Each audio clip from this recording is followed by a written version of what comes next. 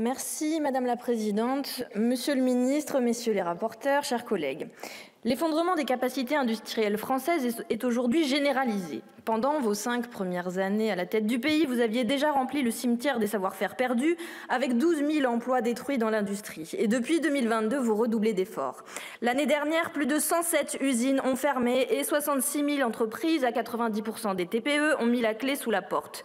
La désindustrialisation et les délocalisations, c'est le credo de votre politique qui repose sur la casse du droit du travail. Il y a pourtant urgence à relancer la production française, mais le but ne doit pas être de produire pour produire. L'objectif, et c'est le sens de la planification que nous prenons, c'est que les entreprises françaises soient à nouveau capables de répondre à des besoins définis collectivement, nous nourrir, nous chauffer, nous soigner, nous déplacer. Les grévistes que j'avais rencontrés sur le site des fonderies du Poitou me le disaient eux-mêmes. Leur production de pièces détachées pour voitures aurait pu être réorientée vers les trains ou les éoliennes. Encore eût-il fallu que l'État les soutienne.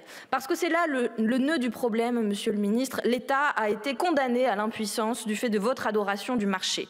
Vous avez privé la France des moyens productifs nécessaires à son indépendance. En matière de défense notamment, vous n'avez eu de cesse de brader des fleurons.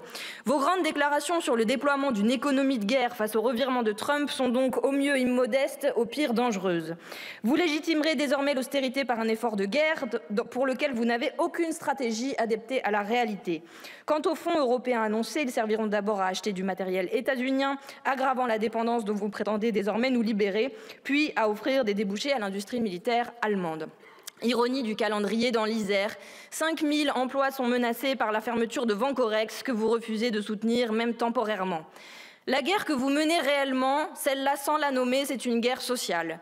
Vous participez tacitement à des avalanches de licenciements, 2 millions en 40 ans, qui détruisent des vies et des familles. Pourquoi? Parce que votre seul but, c'est de ne surtout pas contrarier cette grande opération d'appropriation des richesses produites par les travailleurs. Le géant du pneumatique Michelin, après avoir laissé sur le carreau 1254 personnes à Vannes et à Cholet, a ensuite versé au capital et en toute impunité des dividendes records de 1,47 milliard d'euros. Vous subventionnez directement le capital avec de l'argent public à hauteur de 200 milliards par an, sans la moindre contrepartie. Votre aveuglement est à l'origine d'un désastre économique qui creuse le déficit de la balance commerciale française à 81 milliards d'euros. Les aides publiques aux entreprises doivent avoir des conditions. Ça a été dit avant moi, ça doit être le maintien ou la création d'emplois en France et le respect de critères environnementaux et sociaux.